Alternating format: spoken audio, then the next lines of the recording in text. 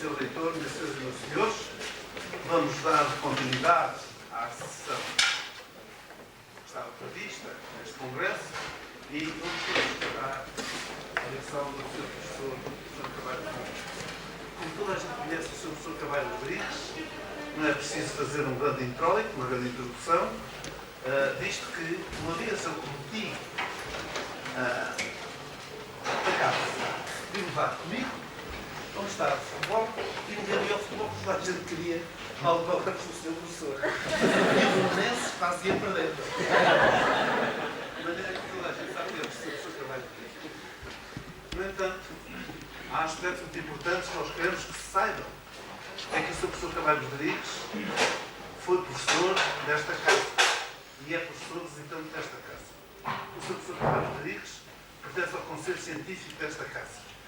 O Sr. Professor Carvalho Rodrigues tem o coração na UBI. O Sr. Professor Carvalho Rodrigues sabe o que se passa cá porque, devido às crenças que tem e à credibilidade e ao coração que lhe diz que a Universidade da Beira Integral é uma grande universidade, se nós todos quisermos, anda sempre informado. Isto é que é o importante que nós digamos. O Sr. Carvalho Rodrigues, além de mais, foi nosso aluno, também sabe que tem que se assistir às aulas. E não há dúvida nenhuma quando nós, no fim da nossa vida intelectual, profissional, deixamos a chama para os vindouros, bom é que todos sejam melhores que nós fomos e que sejam capazes de levar a mensagem. Nós diremos que neste caso a mensagem foi tão bem entregue, que com certeza que nós ficamos ofuscados com o seu brilho, com o seu talento, com o seu saber, com a sua vontade, com a sua generosidade. Mas eu insisto muito. O professor Carvalho Rodrigues também era o brilho que nós todos somos. Portanto, eu dar a palavra ao professor Carvalho Rodrigues.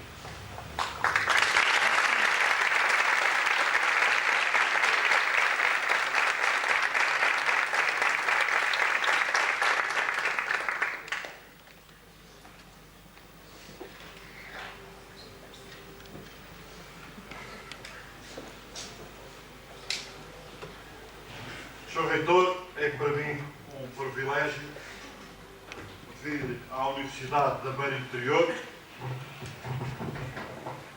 e, desta vez, convocado pelo Núcleo de Estudantes da Física Aplicada Optometria desta Universidade. Eu tenho que agradecer o facto de me convidarem, ou seja, ou melhor, eu, relativamente à Universidade da Beira Interior, são sempre convocatórios, porque são convites obrigatórios. Mas sendo que estou aqui com um enormíssimo prazer, e sendo que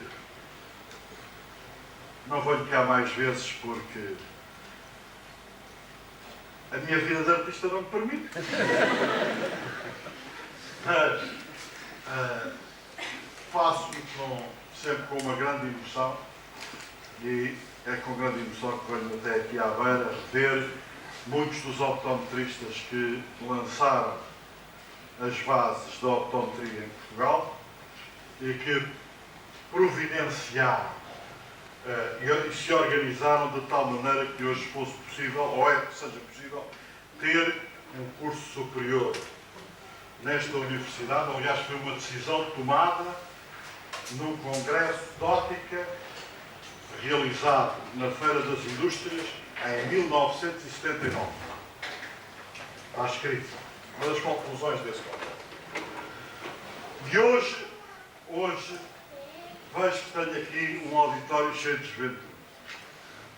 E hoje eu vim aqui trazer-vos algumas das preocupações que me foram ensinadas pelo Sr. Professor Pinto Peixoto há um conjunto de anos que eu já não me quero lembrar, ou melhor, quero-me lembrar com muitas saudades, e que têm a ver com a forma como nós hoje podemos modelar funções superiores da nossa vida e que têm a ver com a profissão daqueles que estão a fazer este curso, ou a profissão que irão ter, e com os problemas, talvez, mais fundamentais da optometria de hoje.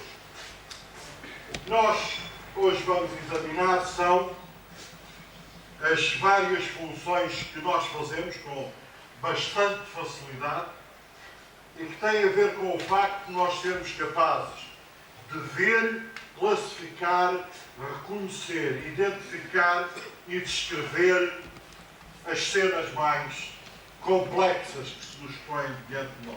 E para cada uma destas etapas é preciso mais capacidade de processamento e mais resolução. É preciso mais resolução para descrever do que para reconhecer e identificar. E nós hoje vamos tratar aqui a modulação, e um problema que é fundamental é porque é que a gente e como é que nós reconhecemos. Desde muito cedo, na época clássica, os sentidos foram algo que era preciso examinar e saber como é que funcionava. E na época clássica ficou estabelecido que todos os sentidos, à semelhança do tato, eram sentidos que comunicavam com os objetos por contacto.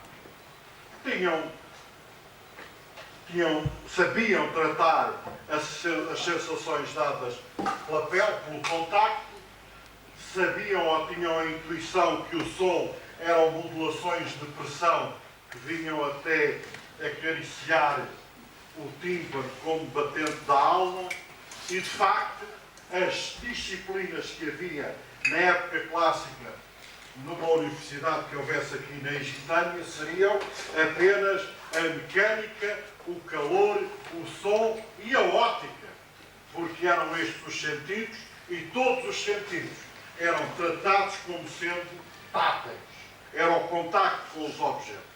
Então, para os clássicos, havia duas realidades. Havia uma realidade que era fora da nossa mente, a que eles chamavam lumen. E havia uma realidade correspondente ao nosso sistema de visão dentro do cérebro, a que chamavam lux. E eram duas realidades completamente distintas. Lux era aquilo que a gente sente dentro do cérebro. É aquilo que a minha sobrinha, quando tinha 6 anos, como não sabia que ainda se podia sonhar, ou a vida toda dela era um sonho, uma vez disse-me, referindo-se a um sonho que tinha tido na noite anterior, disse-me: esta noite pensei. É o lux. E o lux existe dentro de nós. Um lumen fora de nós. Então, esta coisa do lux, porque pode ser inclusivamente um sonho, era encarado pelos clássicos como ilusório e subjetivo. Ou seja, as imagens que nós tínhamos do mundo eram imagens que podiam estar em conflito com a realidade. Eles tinham várias razões para o afirmar. Por exemplo, as cores das imagens dependiam da iluminação o corpo dos objetos, que a gente sentia dos objetos, dependia da iluminação. Portanto, não havia processo nenhum de acreditar que pela via da visão houvesse, ou seja, pela via da lux, houvesse qualquer aderência, mas qualquer aderência com a realidade. E o lumen era tratado fora dessa realidade. E durante séculos, o único instrumento que havia para a teoria da óptica tinha sido escrito por um senhor chamado Euclides, que não era um matemático, que escreveu um livro que foi a Catoptria. E como é que era esta coisa de construir imagens do mundo real? Era uma grande simplicidade. Como tinha que ser tátil, dos olhos saíam raios luminosos que iam até aos objetos, copiavam-lhe a espécie, que eles chamavam eidolas, e essa espécie entrava dentro do sistema visual humano. Claro que havia uma grande dificuldade relativamente a estas eidolas. Primeiro é quantas é que tinha um objeto até envanecer.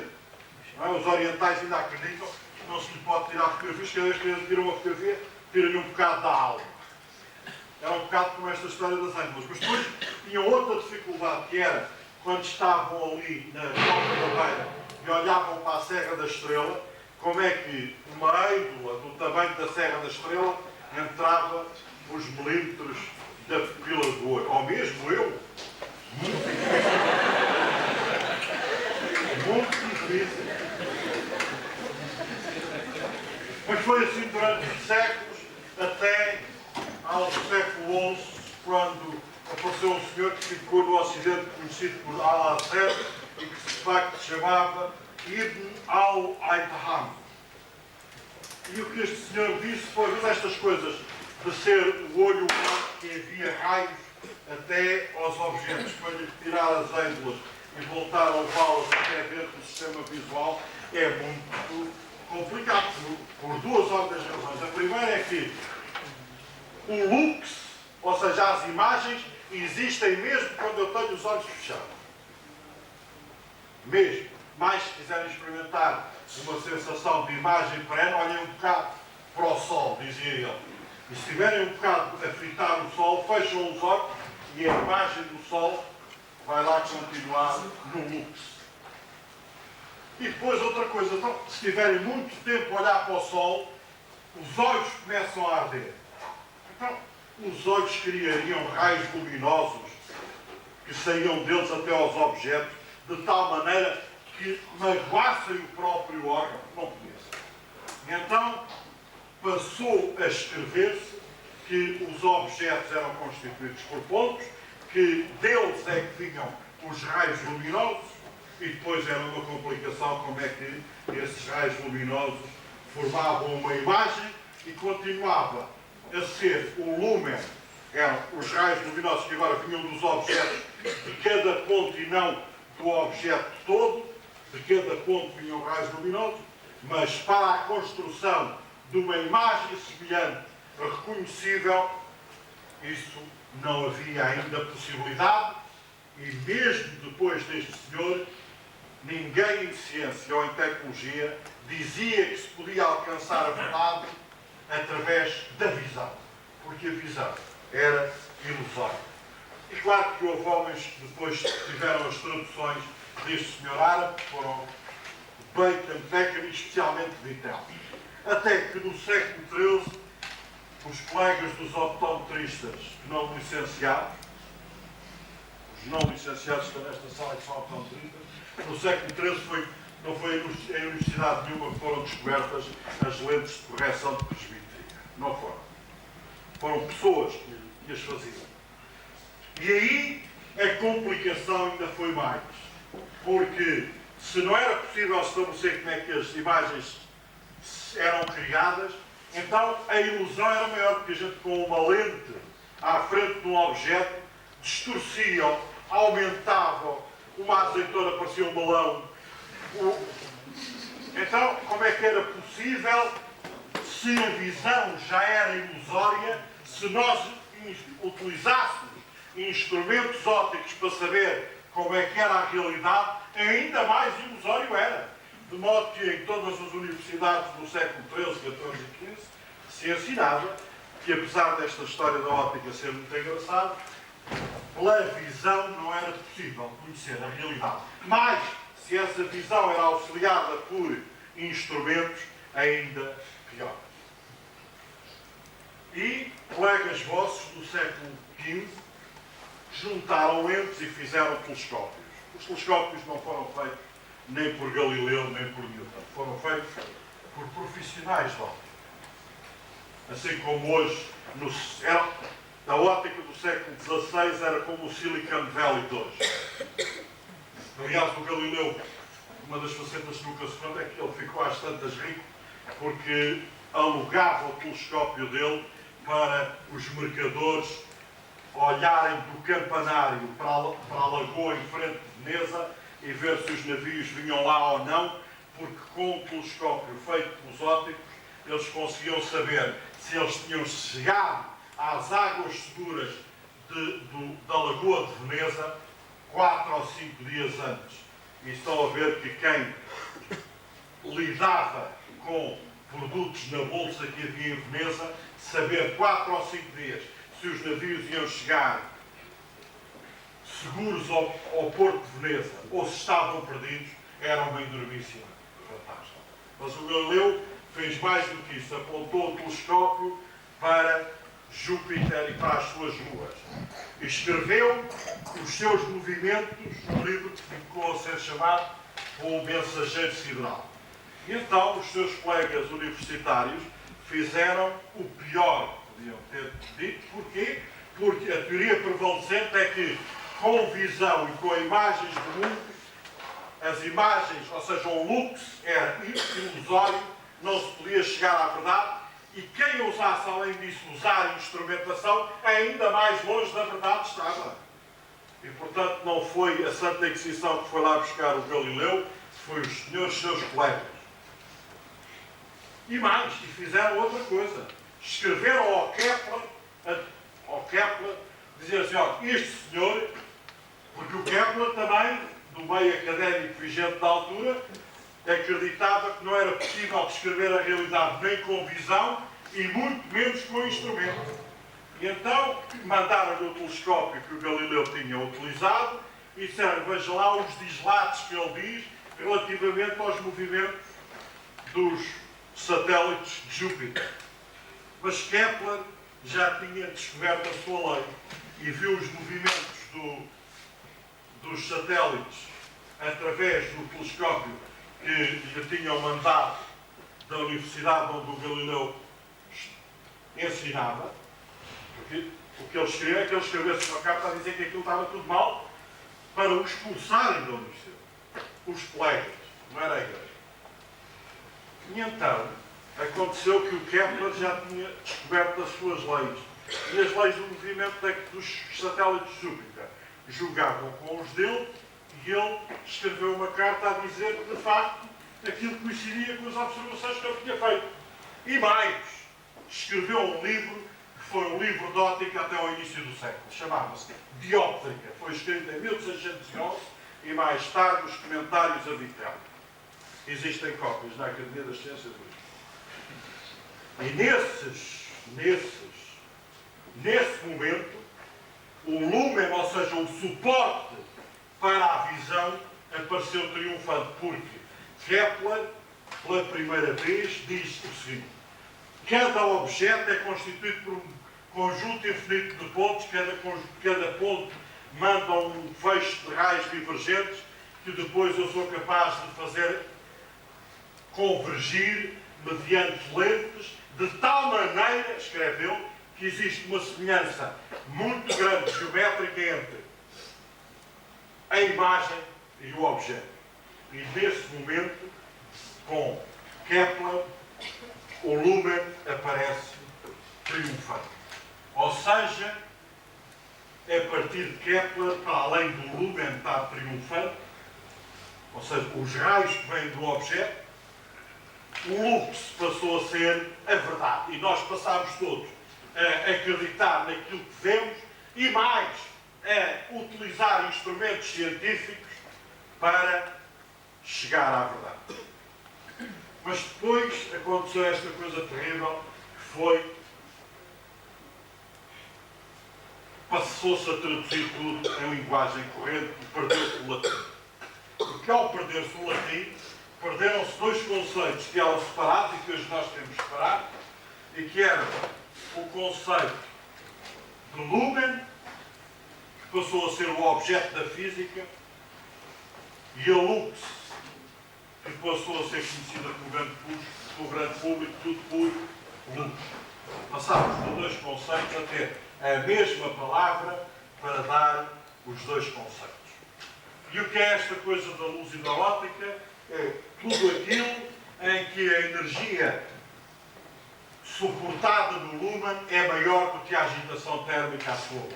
Ou seja, a energia de qualquer fotão com uma frequência de 1 é maior do que a agitação térmica que existe no mundo, e é por isso que é possível tirar alguma semelhança do mundo. E, no século XIX, ficaram estabelecidas algumas maneiras e formas de saber como é que uma informação que saía transportada em luz de uma superfície, chegava a uma outra superfície. E então, a partir do século XIX, passou-se a acreditar que o lumen era constituído por ondas que partiam de cada um dos pontos de uma superfície, de tal maneira que a onda era dada por uma amplitude vezes uma fase. E acontecia que se eu tivesse qualquer superfície onde quer que estivesse, eu era capaz de saber, nesta nova superfície, qual era a informação que lá estava e qual era a verossimilhança que tinha com a informação inicial. A equação era bastante complicada, mas em algumas situações era bastante tratável. A equação era uma equação que fazia depender das distâncias, da área da superfície que estava a emitir, da localização, e era de facto a soma das contribuições de todos os pontos desta superfície para esta outra. De modo que apareceria a função de onda vezes os cossenos das superfícies em cada posição, vezes a fase relativa para cada posição. E esta equação, que tinha este aspecto bastante intratável, havia algumas circunstâncias onde era muito simples fazer a descrição. Porque esta descrição exige que eu saiba o que está a acontecer em todos os pontos e o que é que vai acontecer em todos os pontos. Apareceu um senhor chamado Fraunhofer, que disse que para distâncias entre a fonte de informação e a fonte de recepção de informação, de tal maneira que a razão entre a área da superfície que está a emitir a informação, eu dividir com o comprimento todo. Se essa distância fosse muito grande, o que esta equação dava era uma transformada de Fourier de toda a informação que estava aqui. Ou seja, passava-se a ter de uma descrição de ponto a ponto, uma descrição que era em frequência. E a equação geral dessa situação, na situação de Fraunhofer, que é uma situação muito stringente, ou seja, se esta área fosse um slide normal, daqui ao fundão quantos quilómetros é que são? 18.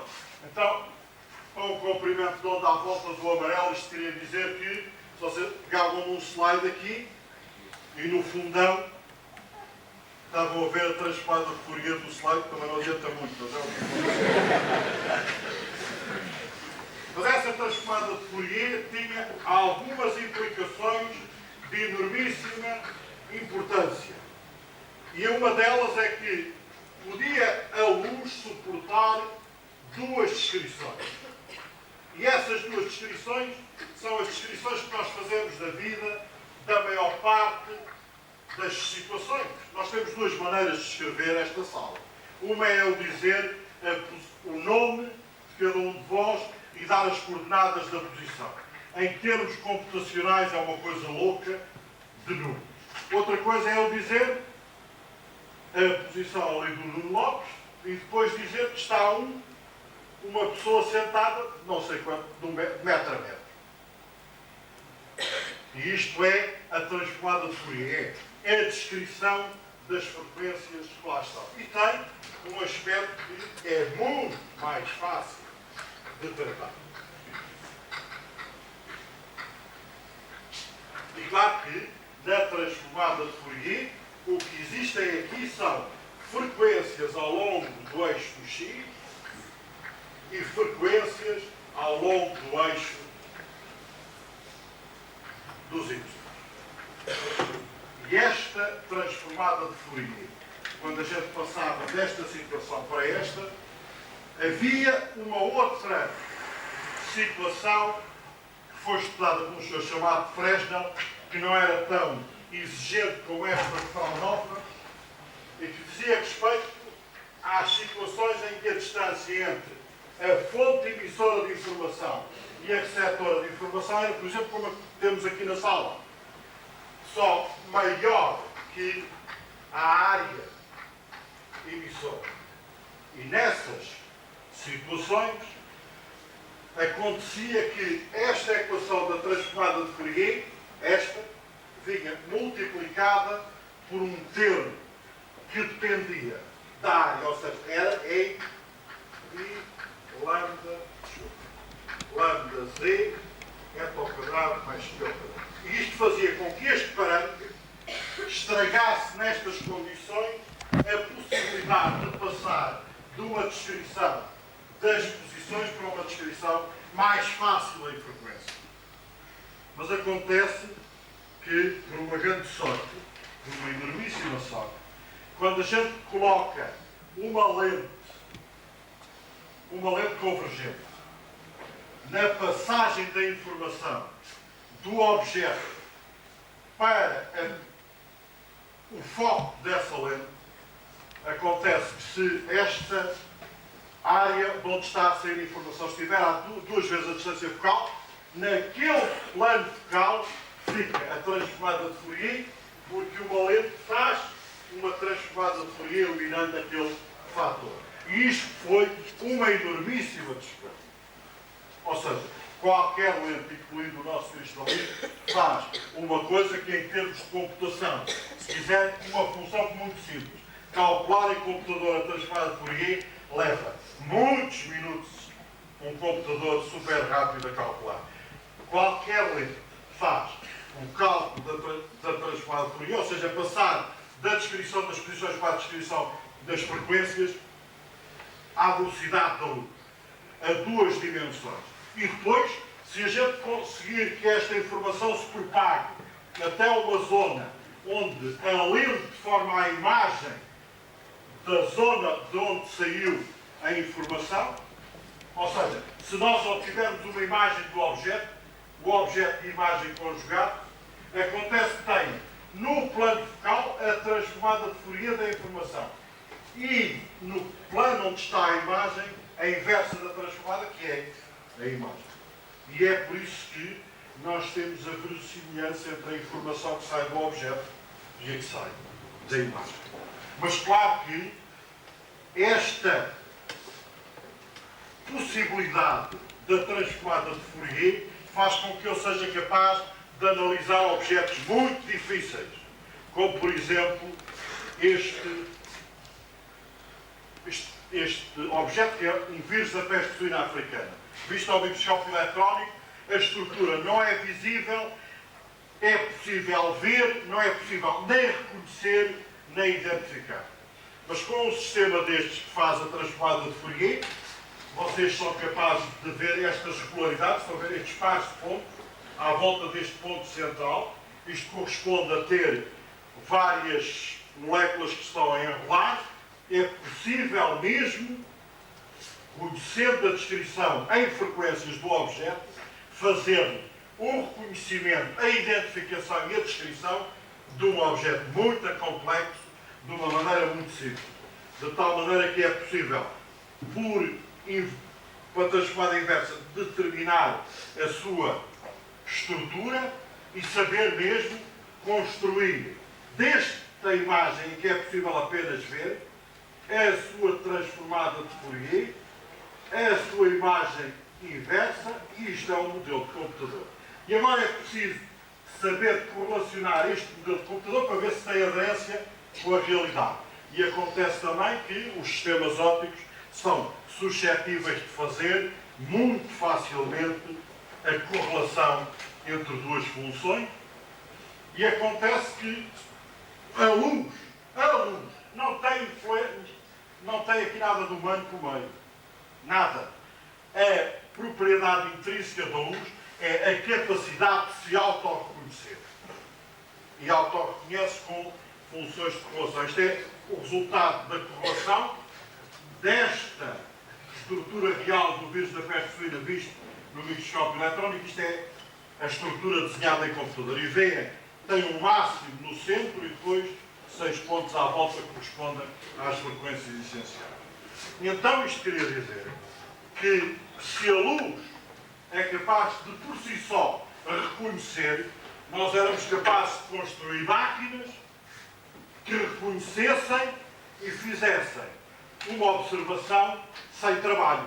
Era uma enormíssima vantagem. Uma observação sem trabalho.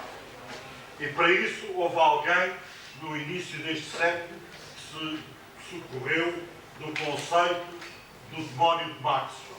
Ou seja, nós sermos capazes de fazer observações sem realizar trabalho. E houve um senhor que ganhou um prémio Nobel de Óptica, é o único prémio Nobel da Óptica, chamava-se Gabor.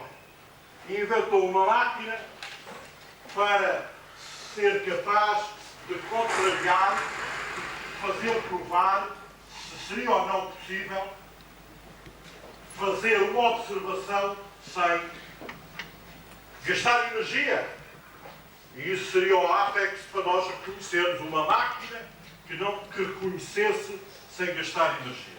E o que ele fez foi uma experiência conceptual em que tinha uma partícula, iluminação da partícula por um feixe de luz, a partícula estava dentro de um cilindro que tinha suficientemente massa para estar mantida a uma temperatura constante, e o cilindro todo tinha um volume V grande. A partícula era só detectada numa zona em que o cilindro era transparente à radiação. Quando a partícula aqui aparecia, difundia a luz, era captada pelo sistema óptico, e dois sensores mandavam um relé avançar este obturador para dentro, cair este espelho sintonizado com esta radiação, de tal maneira que eu agora ia fazer trabalho expandindo este obturador. E se eu conseguir fazer trabalho com este obturador e que esse trabalho seja maior que a energia que eu gasto na observação, eu era capaz de fazer uma máquina que era capaz de reconhecer sem esforço.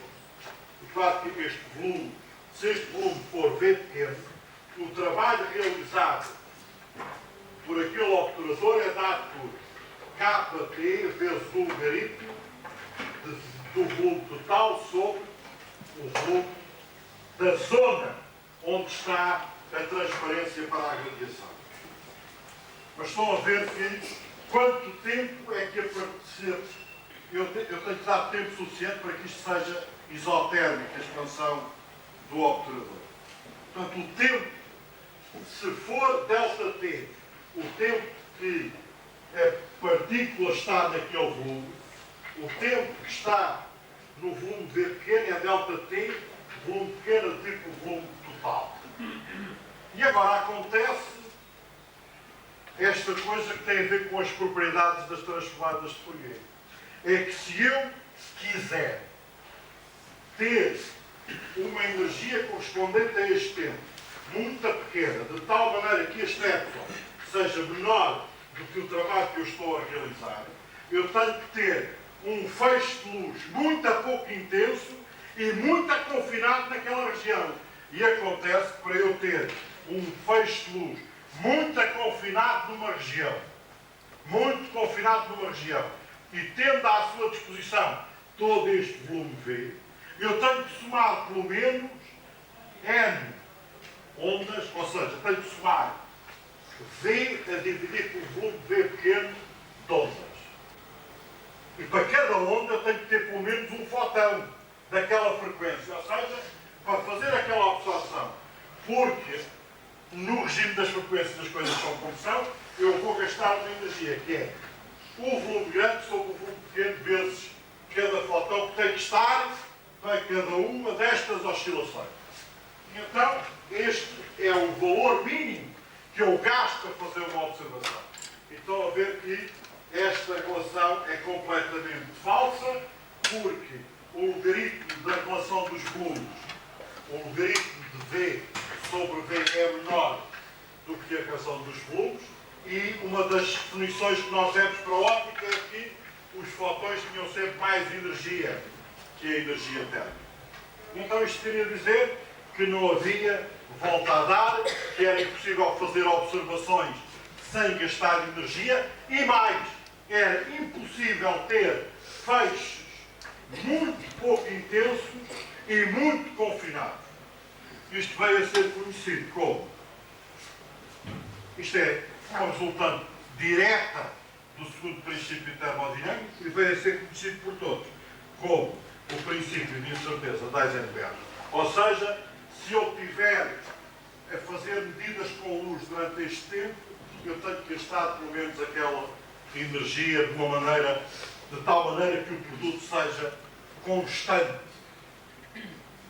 Isto dá-nos grandes limitações à nossa capacidade de reconhecimento, porque se esta relação é válida, eu tenho que, se quiser fazer um computador, eu tenho que gastar uma energia para o fazer o número de ficheiros que eu sou capaz, de fichas que eu sou capaz de meter na memória do computador é a energia dele dividido pela diferença de energias entre os eletrões. Isto é o número máximo que eu consigo. Mas se eu tiver um computador de massa m, esta energia do seu máximo é mc ao quadrado. E o delta E é dado por h vezes delta t. Então, este é o número máximo que eu consigo ter de computação quando tenho um computador de massa m utilizado até ao seu limite. Então, isto faz com que eu seja capaz de calcular qual é a capacidade máxima de computação do planeta Terra. Planeta Terra. O planeta tem esta massa, 6 vezes 10 levantado a 27 gramas, e eu vou pô-lo a fazer contas desde o início dos tempos, desde há 5 bilhões de anos. E dá que o número total de bits que nós, planeta todo, éramos capazes de calcular era 2,56 vezes 10 levantado a 92 bits. Isto quer dizer que qualquer sistema que precise para fazer seja o que for, mais do que 10 levantado a 93 bits, o problema é transcomputacional. Este limite foi calculado em 62, chama-se o limite de Nance-Bremer. E para 10 levantado a 93 bits, que é um número enormíssimo, nós haveríamos de ser capazes de fazer reconhecimento, identificação e classificação, que é uma coisa que nós fazemos todos com enormíssima facilidade. No entanto, eu faço-vos lembrar, se a retina tivesse 1 milhão de células, tem mais. E se nós fôssemos só capazes de ver 2 níveis de cinzento, ou seja, ver ou não ver, a capacidade que nós tínhamos que instalar para a retina ser capaz de reconhecer, ou o sistema sensorial ser capaz de reconhecer, era 10 levantado a 300 mil bits, o que quer dizer que reconhecer é transcomputacional. E nós fazemos isso com uma grande facilidade. Aliás, não é preciso muito para ser transcomputacional, basta ter 93 funcionários com 10 tarefas cada um. O jogador percebe o que é isso, percebe? É um problema transcomputacional. Ou mesmo ter 308 com 2. Já é um problema transcomputacional. Pode que esta coisa de calcular em computadores de uma forma tradicional tem limites enormíssimos. Então como é que a gente pode resolver, e já resolveu, esta coisa fantástica que é ver, classificar, reconhecer, identificar e descrever, que é um nível acima, com um globo ocular muito simpático, com um sistema de retina que nós acreditamos que seja assim, porque são cortes vistos ao microscópio, e claro que nós temos hoje, conhecemos em detalhe como é que é a evolução do fundo do olho, e depois sabemos até como é que é o percurso devido a um grande espanhol deste século chamado Ramón y Cajal. Como é que é o percurso até criarmos o lux, e até acreditamos hoje que somos capazes de ter um modelo matemático para dizer como é que é o encaminhamento desde os receptores até às fibras ópticas, e que se trata de calcular o Laplaciano da convolução desta função pela imagem. Nós acreditamos que seja isso que acontece no cérebro e, de facto, somos capazes de calcular isto muito facilmente em computador, de fazer máquinas que calculam isto, fazemos visão artificial e sistemas de reconhecimento com alguma facilidade. Para condições muito especiais e estáticas, tendem atenção a estas equações. Mas isto é cálculo muito pesado. Muito pesado. Lembra? Apesar de tudo ter argumento dedicado, é muito pesado. Ninguém faz engenharia com isto. Então, como é que nós fazemos engenharia com isto? Bem, nós temos um hardware dedicado a esta coisa da visão. Chama-se Unidade de Processamento Central, também dá pelo nome de cérebro. E nós no cérebro temos qualquer coisa como 10 a 7 neurónios, cada neurónio ligado a 10.000, depois aquela história bate a 100 Hz, esta história bate a 100 Hz, depois de ter almoçado em casa do Sr. Reitor, devo dizer que bate a menos. 10 levantado, ali está 13, 10 levantado a 17 bits. Apesar de tudo é enorme, mas estão a ver, para chegar aos 10 levantado a 93 é mais do que a vida toda nossa. Então, como é que será que nós somos capazes de reconhecer? Bem, nós temos os tais cones e os tais bastonetes, no fundo, para receber estímulo. E o problema essencial, então, de toda a óptica e toda a optometria é este. É se eu, perante um estímulo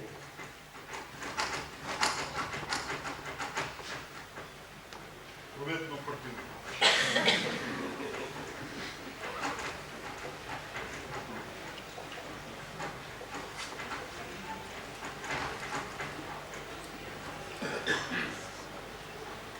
O problema essencial é, dado um estímulo, eu conhecer se estou perante A ou B. E o que é um estímulo? Bem, um estímulo é o campo de absorção de fotões dos cones.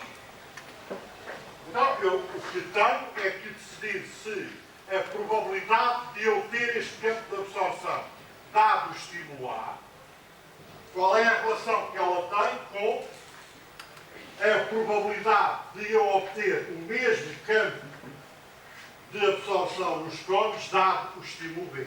E eu direi que estou perante o estímulo A se esta probabilidade for maior do que a probabilidade de ter o mesmo campo de absorção de fotões nesta situação. E é fácil, aparentemente, decidir sobre esta situação. Só que ninguém mede nenhuma destas probabilidades, não é possível. A probabilidade que nós medimos experimentalmente, ou seja, o que nós medimos é a probabilidade de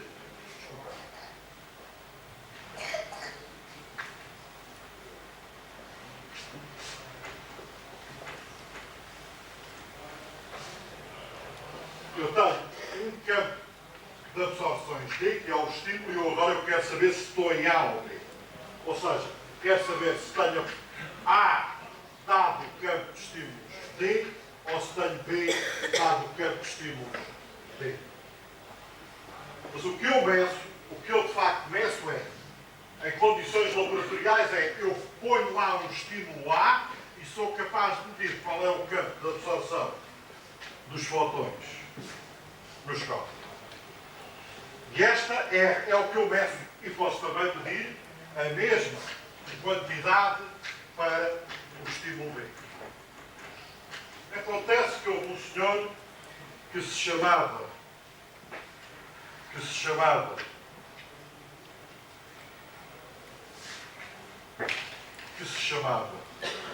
Thomas Bayes, que viveu em 1764 e que deixou a teoria que nos permite passar destas medidas para estas probabilidades, que é onde eu tomo a decisão. Aqui é que eu tomo a decisão. Ou seja, tenho este campo de absorção nos cones e sei se é o estímulo A ou se é o estímulo B. E quais são as relações que ele estabeleceu? As relações fundamentais que ele estabeleceu é que a probabilidade de ter A, dado o campo de absorção D, vezes a probabilidade de ter o campo de absorção D, é igual à probabilidade de ter D dado A, vezes a probabilidade de ter o estímulo A. E o mesmo se aplica para o estímulo B.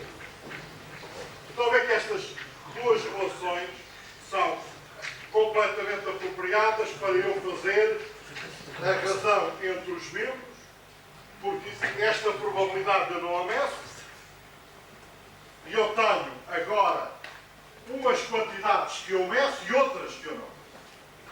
Mas no final eu tenho, fazendo a razão entre os membros destas equações, que a probabilidade de dado um campo D terá a dividir pela probabilidade de dado o mesmo campo eu ter B é igual à probabilidade de eu ter um campo de absorção D dado o estímulo A, dividir pela probabilidade de ter o mesmo campo dado o estímulo B, vezes a probabilidade de ter A sobre a probabilidade de ter. E agora eu tenho esta relação, que eu não meço nenhum destes fatores, mas estes dois, numerador e denominador, eu meço. E, portanto, é algo que é do meu conhecimento. Então, eu sou capaz de decidir, dado o campo de absorção nos cones D, se estou perante o estímulo A ou o estímulo B, se eu, quando a probabilidade, estou a ver que isto é medido, que isto também é medido,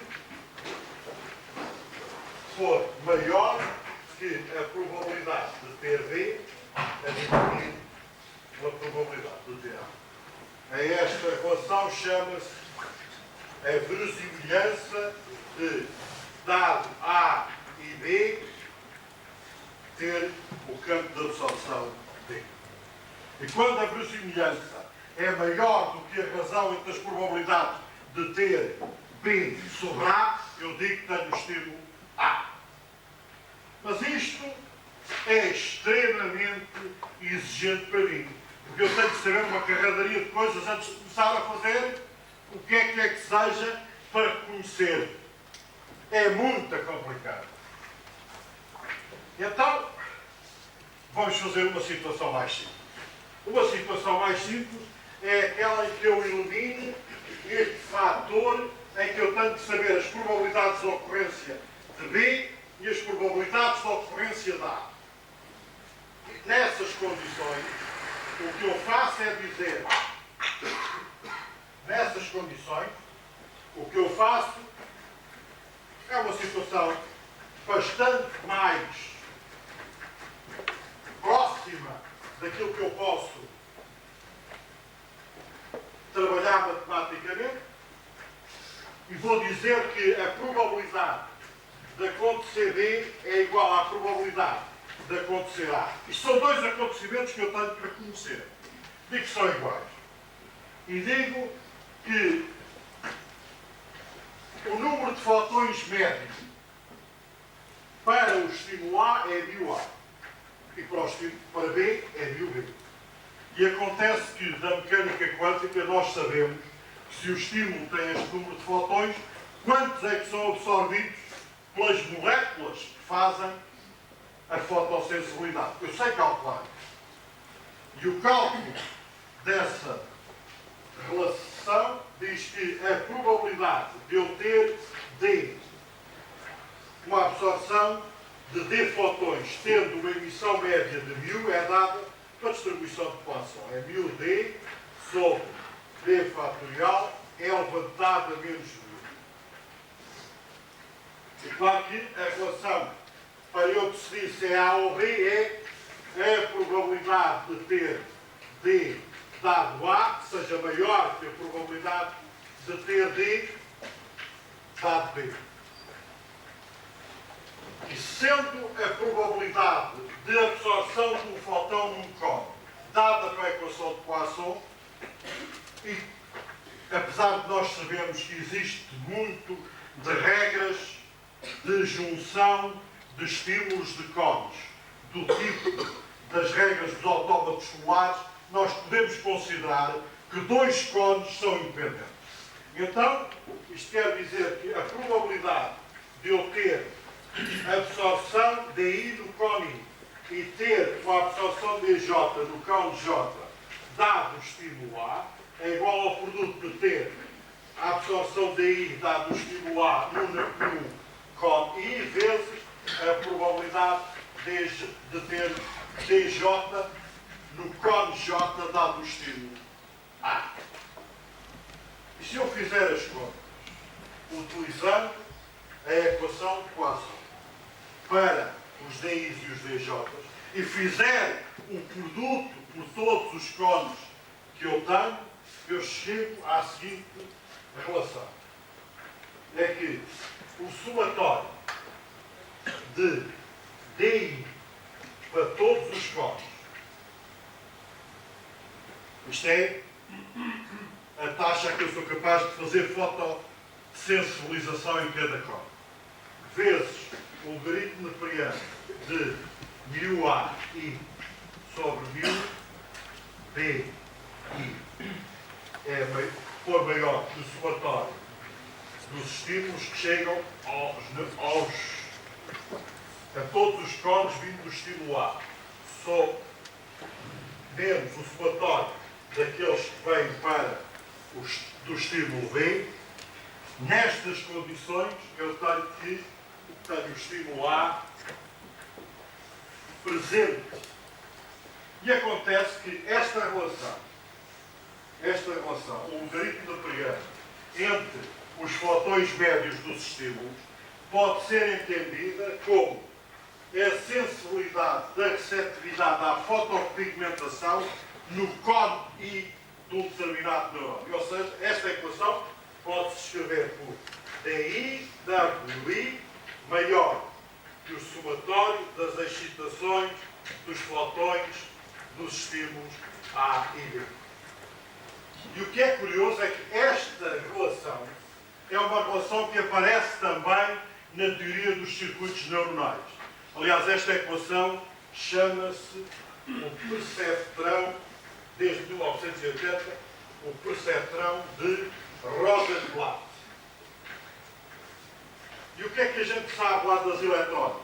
Das eletrónicas a gente sabe que tem vários estímulos, DIs, que tem um balanceador dos diversos estímulos WI, e depois o que fazemos na eletrónica é sair um sinal ou não, consoante o somatório dos produtos de DI por WI for maior ou menor que uma quantidade qualquer. Estão a ver que este nosso sistema de bytes,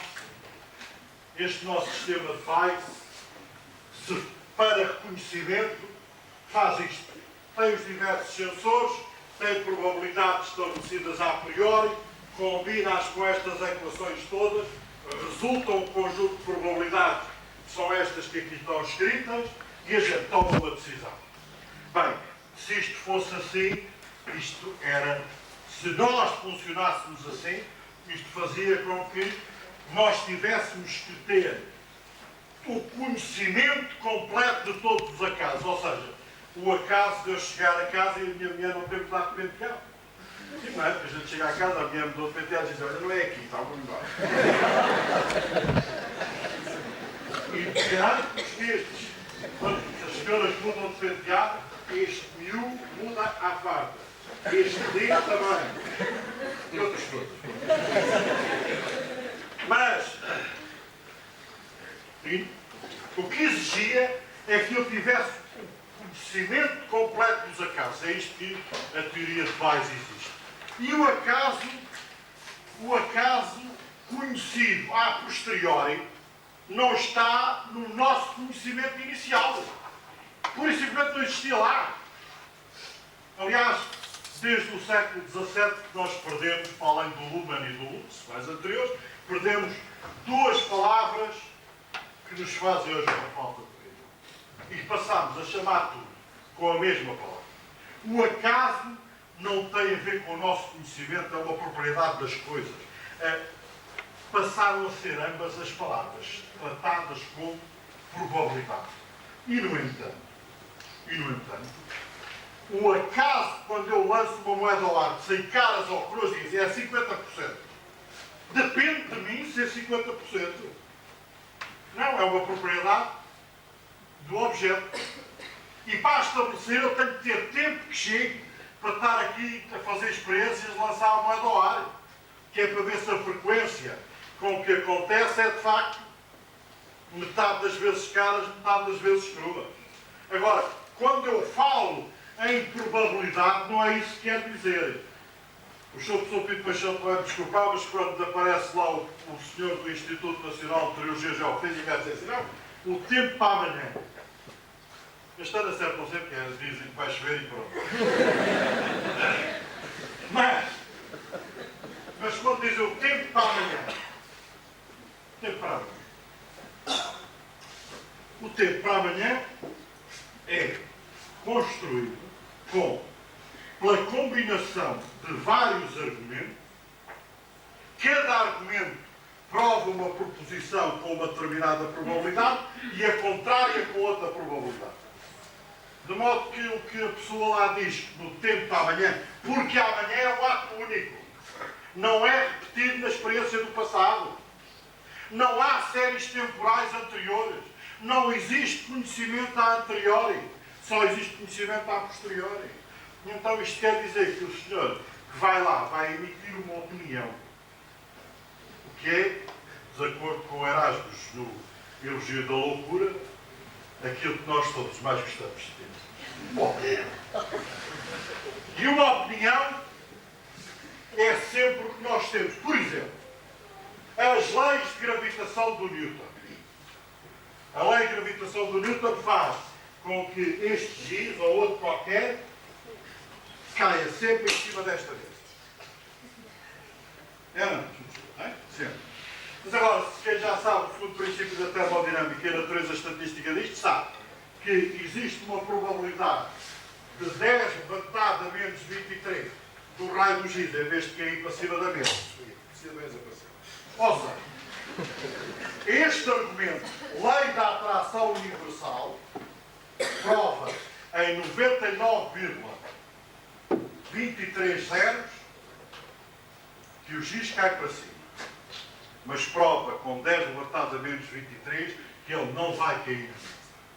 Outros argumentos provam com margens muito menores. Muito menores.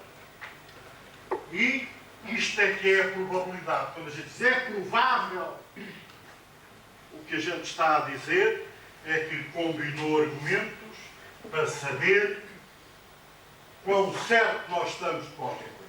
O acaso não depende do nosso conhecimento. Então, houve um homem que teve o trabalho dele enterrado durante séculos, ou parte dele, que se chamava Jacob Bernoulli. Jacob Bernoulli deixou um livro que foi publicado postumamente, em 1699, que se chamava Ars Conjectandi, Arte de Pensar.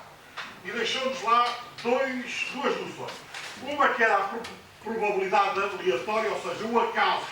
Quando a gente desiste de conhecer os fenómenos e diz eu só sou capaz de conhecer os seus acasos. E que teve o seu ápex na mecânica quântica na escola de Copenhague. Desistimos de conhecer as coisas, mas conhecemos a frequência com que acontecem. É um número que não é do nosso conhecimento, mas é do processo da casa. Pois há outra probabilidade que é um número que representa quanta gente está certo de um determinado acontecimento. E estas duas probabilidades passámos coloquialmente a chamar-nos todas de probabilidade. Mas houve homens fantásticos que trabalharam nisto. Por exemplo, Leibniz. Leibniz disse uma coisa que é, nós sabemos, quando algo é fácil, nós dizemos que é provável. Porquê? Porque há uma frequência muito grande de acontecimentos que nos demonstram que a gente é capaz de ter uma opinião mais ou menos certa. E Poisson dizia assim: o acaso do acontecimento é uma propriedade do próprio acontecimento, é independente do nosso conhecimento. E dizia: a probabilidade, essa não, essa é relativa ao nosso conhecimento. De modo que em 1990, 89, os meus alunos lá do Instituto Superior Técnico começaram a fazer um trabalho para o qual eles não faziam caroço a mínima ideia, julgaram que eu tinha enlouquecido, mas não houve mal, tinham que fazer a cadeia, tinham que fazer isto, não houve grande mal. Então, em que é que consistia o trabalho que eles andaram a fazer? Pegaram em imagens bastante degradadas como esta e iam mostrando às pessoas, a umas centenas largas de pessoas, no ambiente do Instituto Superior Técnico, imagens cada vez menos degradadas daqueles objetos que estavam ali, e as pessoas diziam o que é que lhes parecia que estava em cada uma das circunstâncias, e foram dizer que eram estes personagens. Era o Hitler, o Elvis Presley, o Bush, o Gorbachev, a Madonna, um Volkswagen, uma rosa, um elefante, um R e um 3. E obtive uns resultados com que os quais não estava de toda à espera. E pedi-lhes que fizessem a conta, qual era a quantidade de informação em cada uma destas imagens, à medida que a imagem ia sendo mais reconhecível, e que fizessem um gráfico em que tinham em ordenadas a quantidade, em abscissas a quantidade de informação de cada imagem e em ordenadas a percentagem de pessoas que as reconheciam. E obtive estes gráficos. A quantidade de informação, isto é a imagem completamente de alta resolução, esta é completamente deteriorada, e tem estas coisas fantásticas. O Sr. Gorbachev, mesmo para a quantidade de informação de baixo atrás, é reconhecido. E acontece que o Hitler é mais difícil. O Elvis, enfim, o Bush. Mas agora uma coisa completamente espantosa para mim foi que a Madonna, no ambiente do Instituto Superior Técnico, a Madonna, era especialmente difícil de reconhecer. Não é? Eu sei que isto dos rapazes não é como era, mas de qualquer maneira. De qualquer maneira. E então, examinei mais depressa, mais de perto estes resultados. E então, ainda é mais evidente, estão a ver? Madonna, dificílimo. Não era preciso já quantidades de informação razoavelmente grandes, muito maiores que os outros, para a Madonna ser reconhecida. E isto era muito, deixou-me muito perplexo. Muito. Então, disse-lhes para fazer, acabou os rapazes de 90, apareceram os 91, que é uma felicidade. E então, aos 91, mandei-lhes fazer uma outra coisa, que foi pegarem em objetos deste tipo. São objetos geométricos. Deixassem algumas dúvidas sobre o que era. E, conforme ia sendo cada vez maior a resolução, às tantas completamente resolvidas, é um conjunto de quadrados. E acontece que também aconteceu rigorosamente o mesmo fenómeno. Era muito difícil saber e dizer que isto era um conjunto de quadrados. Houve uma quantidade de gente que esteve à espera de uma enorme resolução para dizer que é um conjunto de quadrados. E a gente agora vai voltar para trás e vai voltar para trás.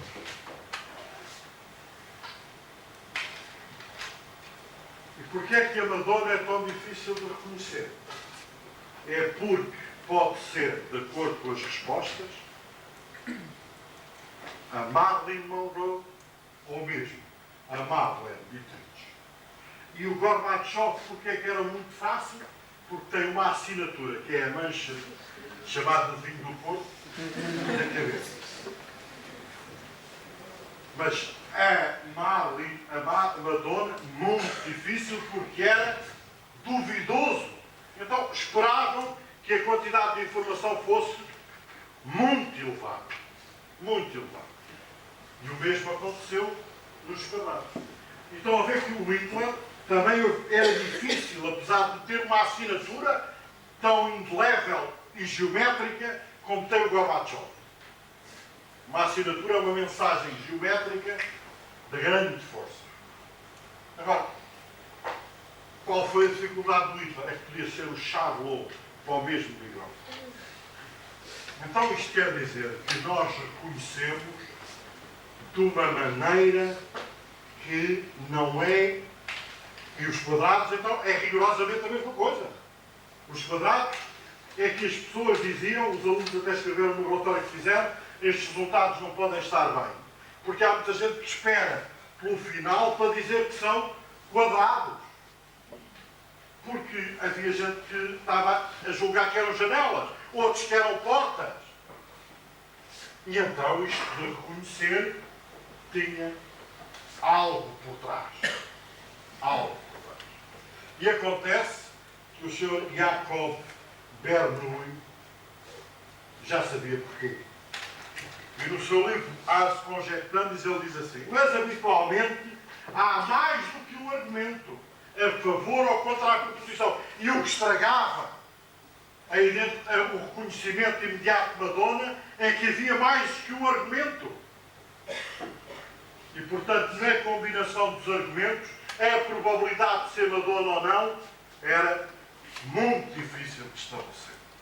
E o que nós temos de fazer é a combinação de argumentos. Jacob Bernoulli deixou duas pérolas. Uma é a teoria da lei dos grandes números, que é aquela que é mais utilizada, é que se eu tiver um conjunto de experiências muito grande e uma frequência que bate lá certa, essa frequência adera à probabilidade disso acontecer.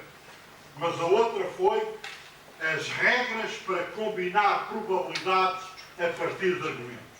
E o homem que as escreveu de início, ninguém ligou o caroço, foi um óptico, trabalhou em fotometria toda a vida, chamava-se Johann Heinrich Lambert, e escreveu Neues Organon, a nova ferramenta.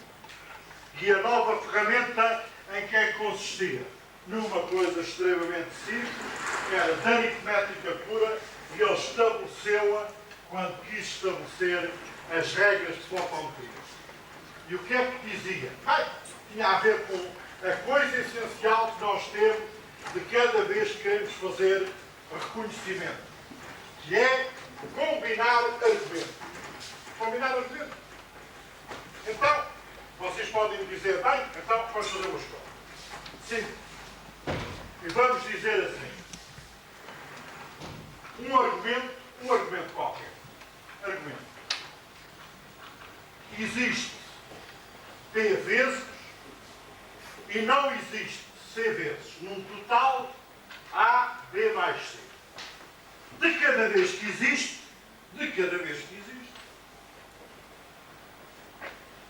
beta vezes prova a proposição. Gama vezes nega a proposição. Ou seja, vou-vos dar um exemplo que muito me desgosta. E ninguém vai se rir, faz favor, porque eu estou a evitar tudo. É assim. O plantel do Sporting é o melhor plantel do campeonato.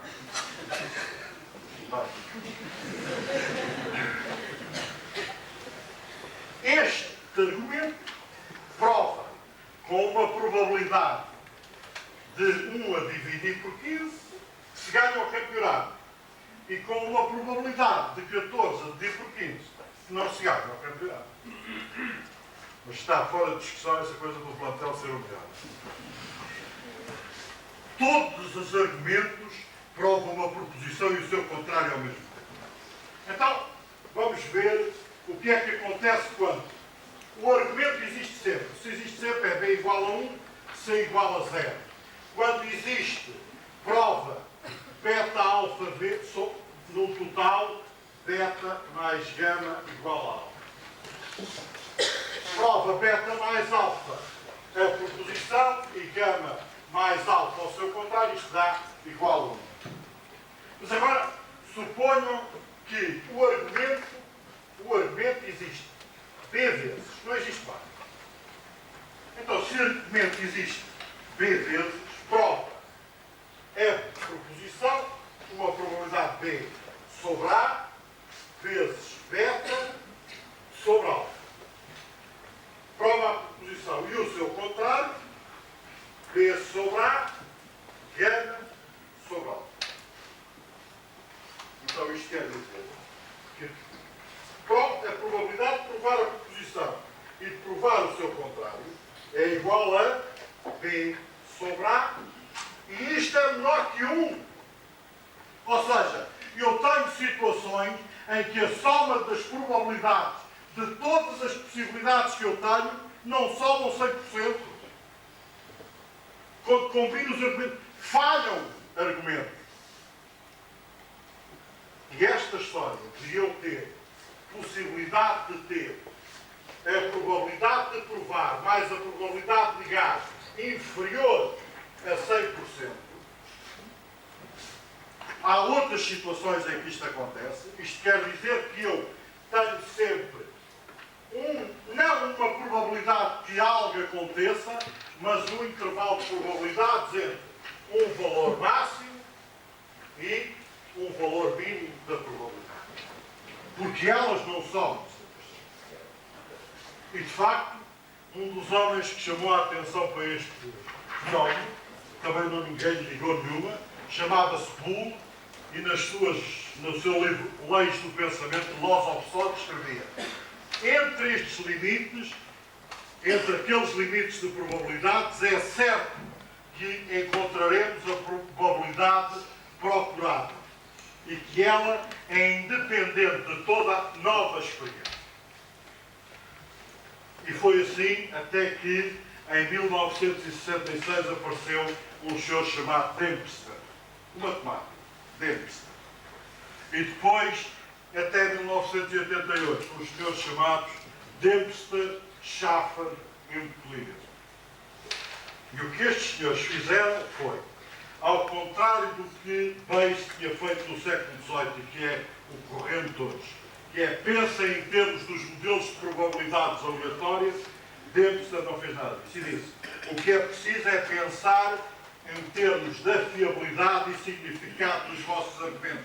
E, portanto, o Sr. Dempster escreveu as regras de combinação para construir soluções de crença a partir da probabilidade de argumentos. E, paradoxalmente, as funções de crença que ele estabeleceu são relativamente simples. A primeira coisa que ele estabeleceu é que esta diferença entre a probabilidade máxima e a mínima era aquilo que ele chamou ignorância. A gente não sabe o que está aqui a acontecer. Estabeleceu então aquilo que são as regras de combinação de argumentos. Para nós sabermos a fiabilidade e significado. Ou seja, para sermos capazes de reconhecer a Madonna muito facilmente. Então, como é que é a teoria de Dempster-Schaffer e de Cleveland?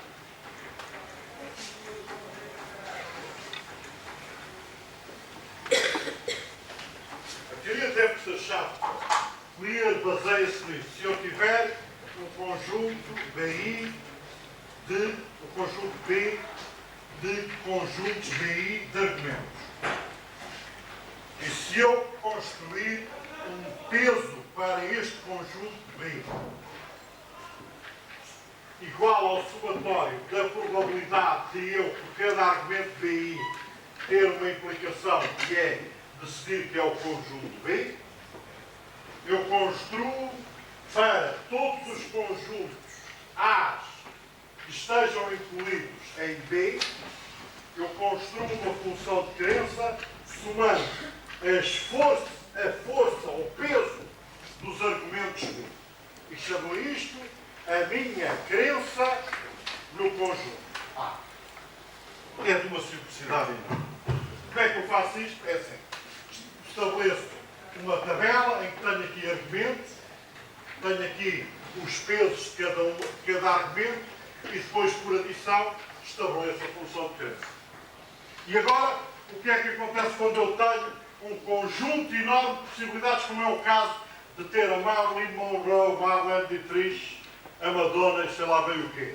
O que eu faço é socorrer da teoria da medida, como o Dempsey e Schaffner fizeram, e é a medida de crença do conjunto A1, A2, etc., AN é igual, é maior ou igual à crença do somatório da crença dos conjuntos individuais, menos o somatório das crenças nas uniões desses conjuntos, e o termo geral é mais etc., menos 1 levantado é mais 1 do somatório da crença das uniões de A1, etc. Esta função é a função mais geral que eu posso ter quando as crenças que eu tenho são as mais variadas.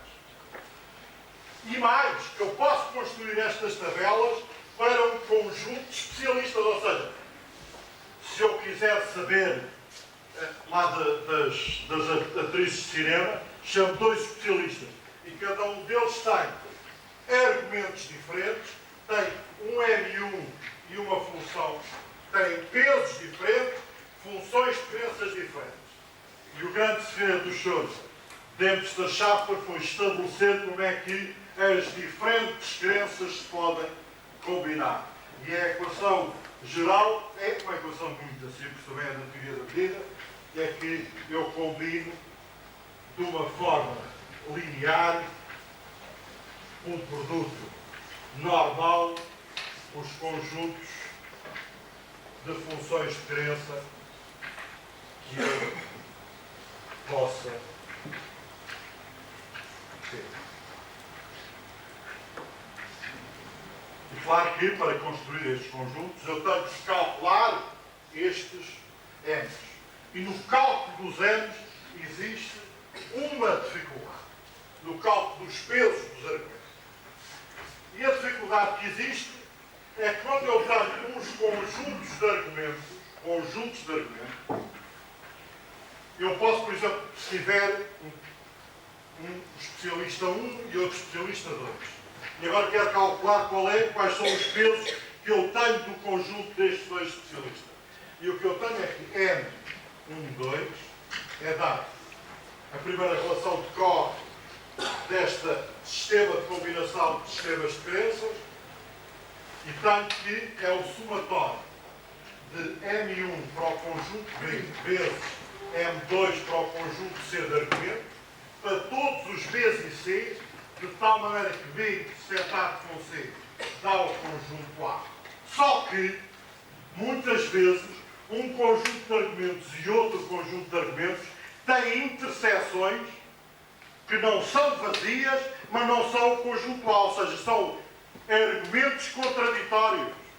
Então o Sr. Dempsey Schaffner inventou um parâmetro que ele chamou medida de contradição e que é dado pelo produto de M1B vezes M2C, quando a interseção de B com C é diferente do conjunto vazio, mas não é igual ao conjunto A. E fez o que toda a gente faria, é que quando a contradição é 100%, este M tem que ser infinito para não fazer sentido. E escreveu aqui um menos K. E claro que, se eu tiver, por causa da teoria da medida, um universo onde só tenha, como é o caso do Shogor-Bachov, ou tenho o Shogor-Bachov ou não tenho o Shogor-Bachov, eu tenho o conjunto de crenças para suportar A e para suportar o seu complementar. E pela teoria da medida nós sabemos que a crença na união de A com o seu complementar, seja o Gorbachev ou não ser, é maior ou igual à crença em ter A mais a crença em ter o seu complementar. O que é o complementar de uma proposição? É o seu oposto. Então, se isto for o universo, a crença em todas as possibilidades tem que ser 100%. Eu escrevo que 1 é maior do que a crença na minha proposição mais a crença no seu contrário. Mas 1 menos a crença no meu contrário é sempre maior do que a crença na minha proposição.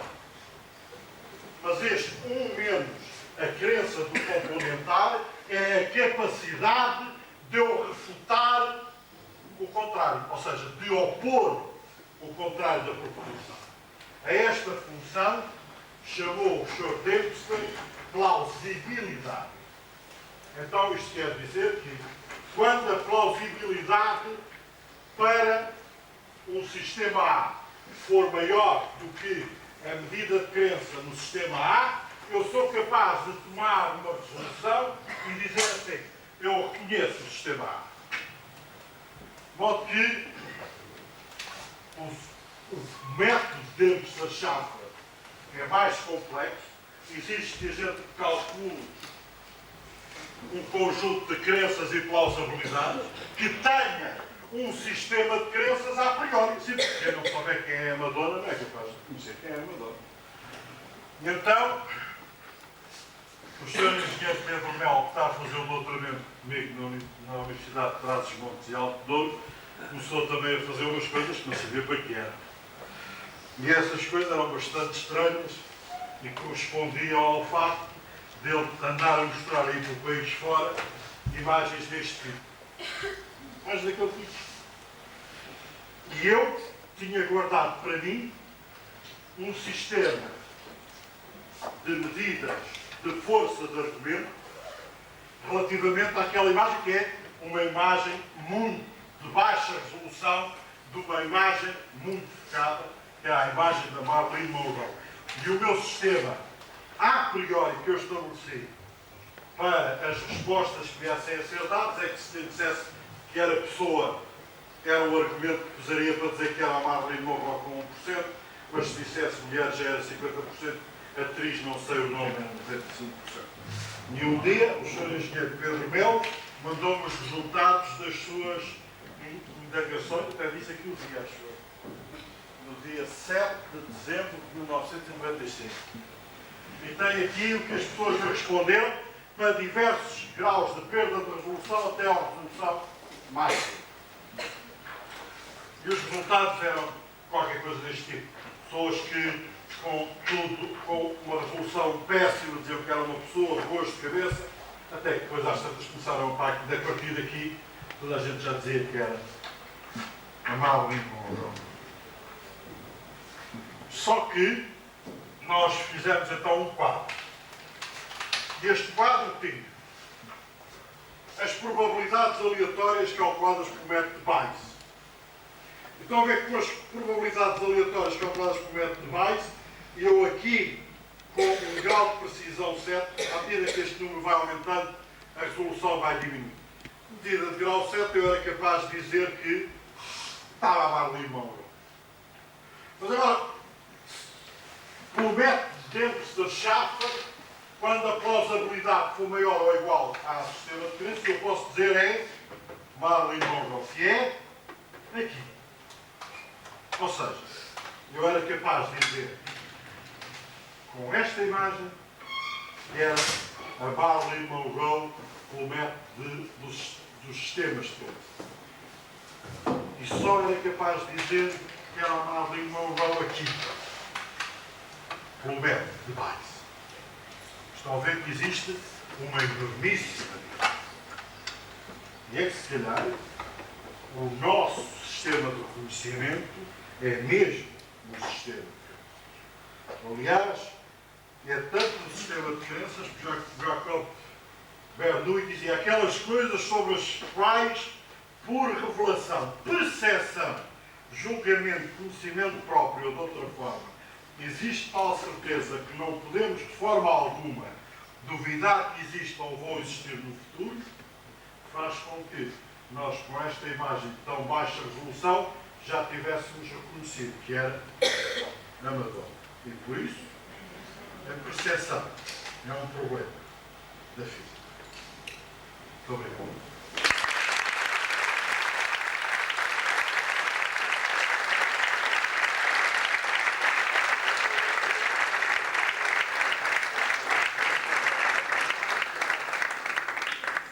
Antes das pessoas começarem a sair, eu hoje fiz esta lição, que é hoje o tema da minha investigação, com sentimentos divididos.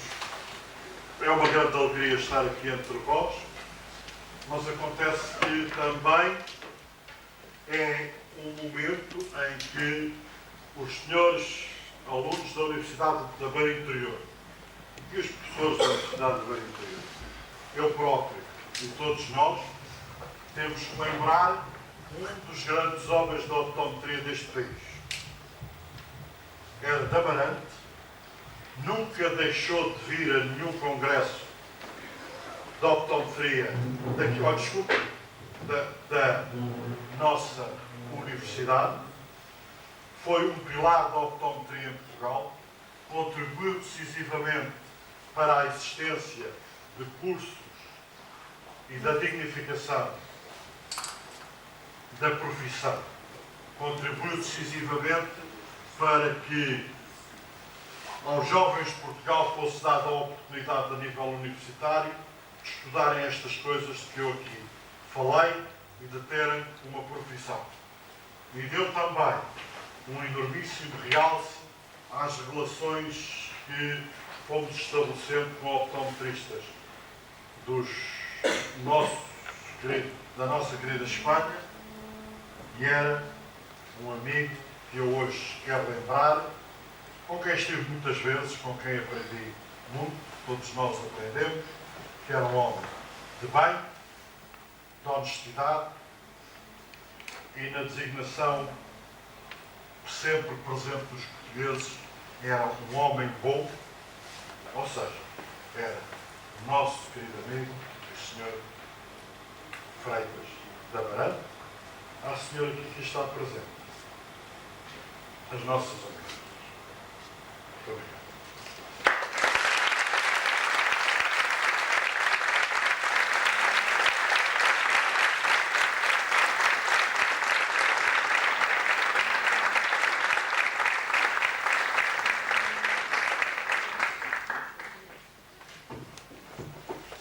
Se quiserem fazer perguntas. Diga. Desculpa. O que vais ter de dizer que isto é preciso ser digerido, refletido, mastigado e muito bem condimentado. E eu dou graças a Deus porque o Sr. Professor Fernando Carvalho Rodrigues ainda para escrever esse capítulo há bem. Vamos ter cozinhos. Nós temos. E que esperamos que se disponha a fazer. Muito obrigado. Antes de passar a palavra ao Sr. Dr. Pinto Peixoto para fazer a sessão de encerramento, não queria deixar de prestar a minha homenagem ao Sr. Freitas de Amarante, que todos nós conhecíamos. Vou apenas acrescentar um pouco mais ao que o professor Carvalho Rodrigues disse, porque penso que todos nós teríamos um pouco a dizer também. Todos nós o conhecíamos, ou quase todos. Em nome do Núcleo de Estudantes de Física Aplicada, a minha homenagem mais uma vez ao Sr. Freitas e as minhas condolências à sua esposa, Cândida Freitas. Muito obrigado.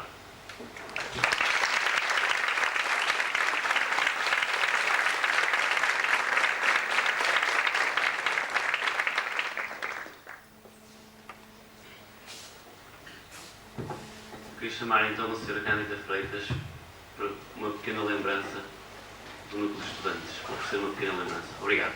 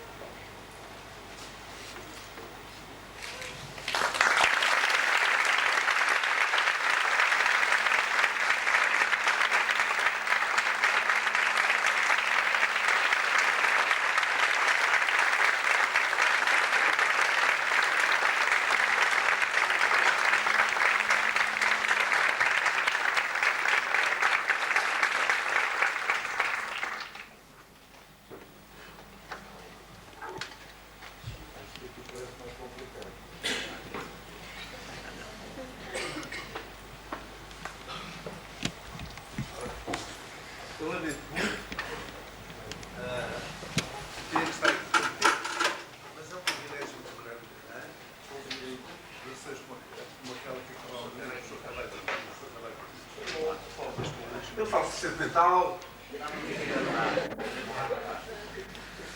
Como eu estava a dizer, ouvimos uma lição que mostra bem aquilo que nós propagamos e dizemos aos teus alunos. E é sobre uma variação do significado desta lição que nós escolhemos para tema da nossa conferência. Nós hesitámos muito sobre o que é que havíamos de dizer. O Nuno não conseguiu falar comigo, falou com a senhora Anabela, que é a minha secretária, que sabe tudo, mas não lhe falou ao título da conferência. Porque foi combinado à última hora, em face daquilo que eu já sabia que o professor Cavalho podia dizer, com a boa temática da nossa.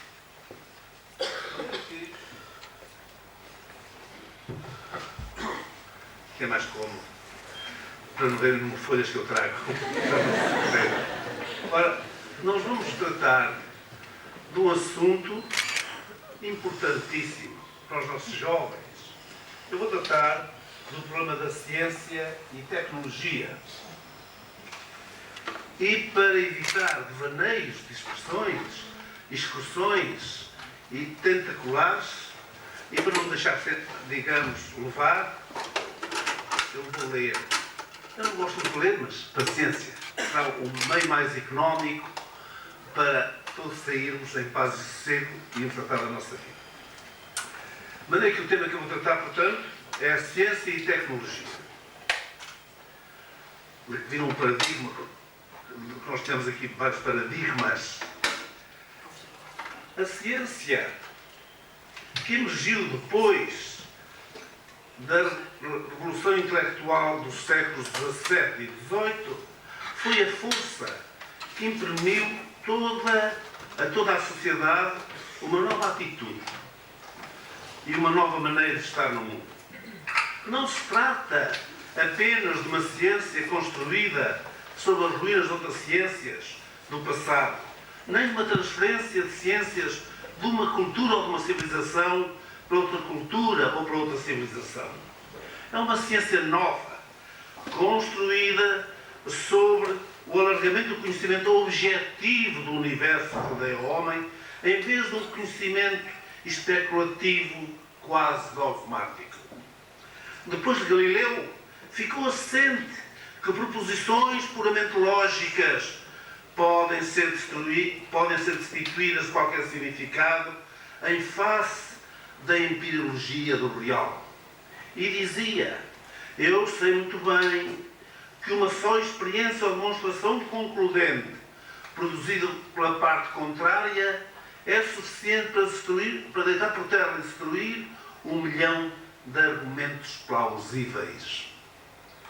A ciência passou a constituir uma aquisição permanente da humanidade, um instrumento de progresso e uma fonte inesgotável na evolução do pensamento do homem. Numa perspectiva mais ampla, a ciência nova enquadra-se numa revolução intelectual que ela própria gerou e continua a originar nos nossos dias, ao trazer novas formas de analisar a inserção do homem no universo. O edifício das premissas e dos conceitos herdados dos gregos, assimilados e espalhados pelo Islão e canonizados pelo cristianismo, foi completamente substituído por um novo sistema objetivo e quantitativo. O mundo hierárquico e estabelecido de Aristóteles vai dar origem ao universo de Newton. A arquitetura geocêntrica de Aristóteles e de Ptolomeu foi substituída pela arquitetura heliocêntrica de Copérnico. O conceito subjetivo e teológico do cosmos foi substituído pela objetividade da geometrização do espaço, do universo. A segunda lei fundamental da termodinâmica e o princípio da incerteza de Heisenberg e a teoria do caos, para citar estes exemplos, tiveram já repercussões fundamentais no pensamento humano e nas implicações dos sistemas filosóficos. Todos sabem que com a segunda lei fundamental da termodinâmica se consolidou a teoria do pessimismo de Schopenhauer. E todos sabem que o princípio da incerteza de Heisenberg e depois com a teoria do caos se destruiu o positivismo científico. E isso deu nova vida ao pensamento filosófico. A ciência é uma das faces da grande aventura intelectual do homem. É o fruto da sua curiosidade ao tentar compreender o mundo natural que observa. A realidade física, que se manifesta através dos fenómenos empíricos, é extremamente rica, variada e complexa para que se possa abarcar em toda a sua especificidade. Tem por isso que reconhecer-se a necessidade de reduzir a diversidade dos casos à unidade do conceito e de converter o empirismo das regras na essência das leis. As características das leis da física não são arbitrárias, refletem a relação da nossa mente com o mundo que elas tentam descrever e interpretar. E esses atributos, de uma forma geral, são o caráter invariante, a sua universalidade e a sua simplicidade, o seu caráter de completividade, a relação com a observação e a experiência e a sua relação com a matemática. Eu vou saltar à frente para lhe os presentes. Mas eu volto a dizer, se me perdoam, volto a dizer para os senhores alunos, a importância da lei da física, eu volto a dizer, o caráter de invariância.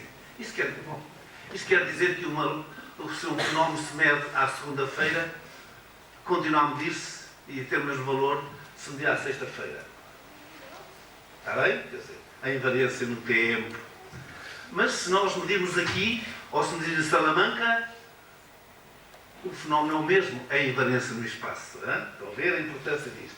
Portanto, depois, a universalidade e a simplicidade.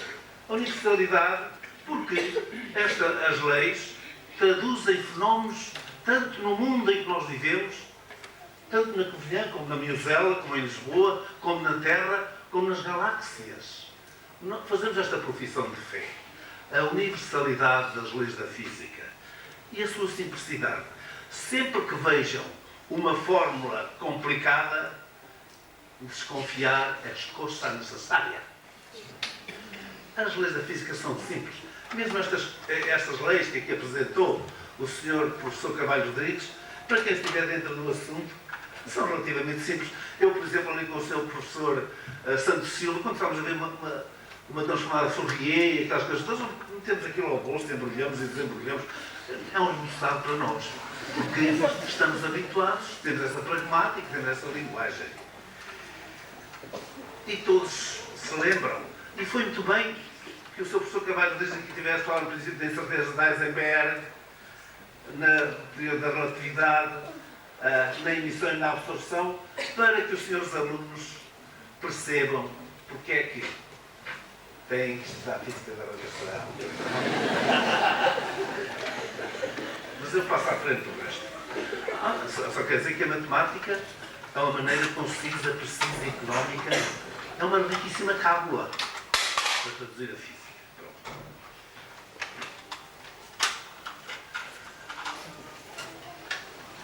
Devemos ter presente que uma teoria sem experiência é vazia. A experiência sem teoria é cega. A relação entre a teoria e a experiência e a observação é como um par de dança, em que umas vezes é um parceiro que a conduz, outras vezes é o outro. Amor, com amor se paga. Se um experimentador descobre uma nova realidade, um efeito fotoelétrico, o efeito Compton, os espectros atómicos, a relatividade, o teórico deve então realizar um salto com a sua imaginação, combinando os novos dados com novas ideias teóricas para explicar a nova realidade. Mas uma teoria pode, por seu lado, sugerir a experiência que testa as suas hipóteses de base e que conduza à descoberta de novos fenómenos. A teoria e a experiência, ou observação, têm que ser um casamento de amor, com arrufos e querelas, mas que não dê divórcio. A relação entre a teoria e a experiência é uma simbiose. A teoria proporciona o quadro conceptual que torna a experiência inteligível. A experiência introduz-nos em novos domínios da natureza, que muitas vezes exigem